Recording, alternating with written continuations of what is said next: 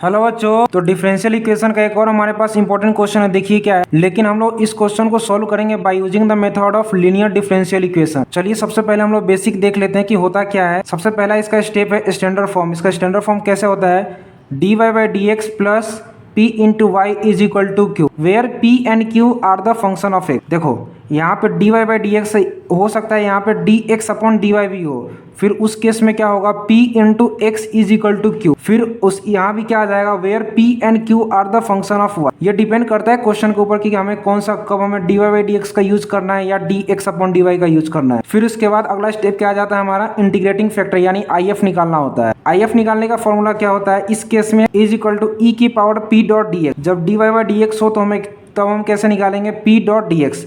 यानी कि सबसे पहले जो इक्वेशन दे रखा होगा वहां से हमें p की वैल्यू निकालना है और q की वैल्यू निकालना है। फिर उसके बाद हमें if की वैल्यू निकालना है। अगर यहाँ पे dx अपॉन dy हो तो यहाँ पे हो जाता p डॉट dy। वो डिपेंड करता है क्वेश्चन के ऊपर कि हमें कब कैसा यूज करना है। फिर तीसरा स्टेप क्या है हमारे पास, solution of equation is given by. अगर हमारे पास p भी आ जाए, q भी आ जाए और if की वैल्यू भी आ जाए तो हम आसानी से उस इक्वेशन का सॉल्यूशन निकाल सकते हैं। सॉल्यूशन निकालने का फॉर्मूला क्या होता है, x into if is equal to integration q into I F dot D Y plus C. क्या है हमारे पास, कोई कांस्टेंट टर्म होगा।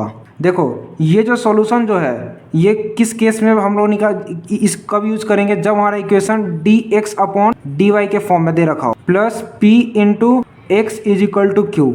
जब ऐसा इक्वेशन दे रखा हो तो उस केस में हम लोग सॉल्यूशन ऐसा निकालेंगे।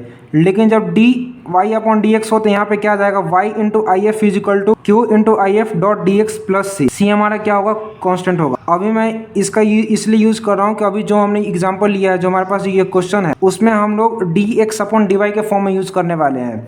इससे पहले वाले कई सारे वीडियो में हमने d y by d x का फॉर्म में कैसे यूज करते हैं उसका यूज किया है। अभी हम लोग यूज करने वाले हैं d x upon D y के फॉर्म में, कैसे इसको सॉल्व करेंगे। तो चलिए शुरू करते हैं हमारा जो आज का सवाल है। तो क्वेश्चन क्या है हमारे पास, 1 plus Y square into d x is equal to tan inverse y minus x into d y. हम लोग इसका सोल्यूशन देखते हैं कि क्या है हमारे पास। देखिए 1 plus Y square into d x is equal to tan inverse y minus x dot D y. Now rearrange this equation with respect to standard form.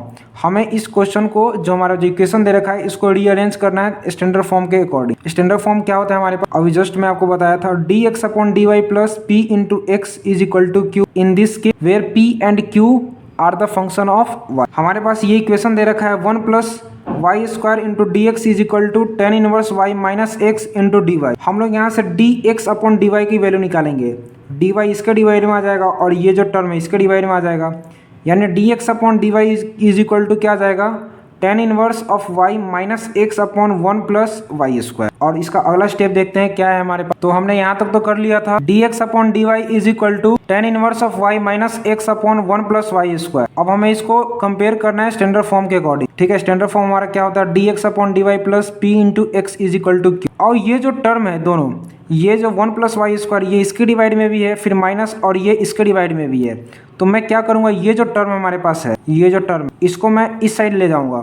तो क्या आएगा हमारे पास, D x upon D Y plus 1 upon में 1 plus X square into x is equal to tan inverse of Y upon में 1 plus Y square. यहाँ तक कोई दिक्कत नहीं होना चाहिए। इसके बाद हम लोग क्या करेंगे, इसको कंपेयर करेंगे जो हमारे स्टैंडर्ड फॉर्म है, वहां से हमें पी और क्यू की वैल्यू मिल जाएगा। Now on comparing this equation with standard form, जहाँ से हमारे पास ये जो वैल्यू है हमारे पास, ये क्या है, p है, और ये जो वैल्यू हमारे पास आया है ये क्या है हमारे पास, q है। तो p की वैल्यू हमारे पास क्या आ गया, 1 plus 1 upon 1 plus Y square and q is equal to tan inverse y upon 1 plus Y square. उसके बाद अगला स्टेप देखते हैं क्या है हमारे पास। अगर ये सब आ जाता है फिर हम लोग क्या निकालेंगे, देन इंटीग्रेटिंग फैक्टर यानी आई एफ निकालेंगे। आई एफ क्या हो जाएगा हमारे पास, ई की power integration p dot D Y. तो पी की वैल्यू क्या है हमारे पास, अभी जस्ट हम लोग निकाले थे 1 अपॉन 1 प्लस वाई स्क्वायर। तो I F is equal to E की पावर इंटीग्रेशन 1 अपॉन में 1 plus Y square dot D Y. तो I F is equal to क्या आ जाएगा, ई की power tan inverse of Y, क्योंकि 1 अपॉन में 1 प्लस एक्स स्क्वायर का इंटीग्रेशन क्या होता है, टेन इनवर्स एक्स।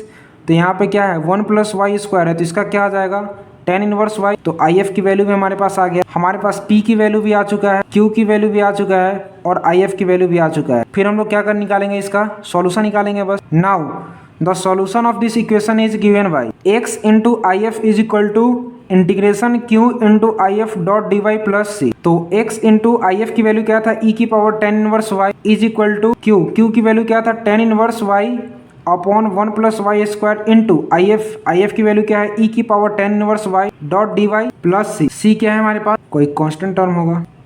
ठीक है, अब चलिए इसका अगला स्टेप देखते हैं क्या है हमारे पास। x इंटू ई की power tan inverse Y is equal to integration tan inverse Y upon one plus Y square into ई की power tan inverse Y dot D Y. यहाँ तक तो हमने कर लिया था। अब देखिए ये जो टर्म है ना, अब हम लोग इसको थोड़ा सिंप्लीफाई करेंगे ताकि इंटीग्रेशन इसका आसान हो जाए। उसके लिए क्या करेंगे, टेन इनवर्स वाई जो है उसको टी पुट कर लेते हैं। अब देखिए टेन इनवर्स वाई का अगर डिफरेंशिएशन करेंगे तो क्या आ जाएगा, one upon one plus Y square, y का करेंगे तो क्या आ जाएगा d y is equal to t का करेंगे तो क्या आ जाएगा डी टी। आई होप कि आपको यहाँ तक कोई दिक्कत नहीं है।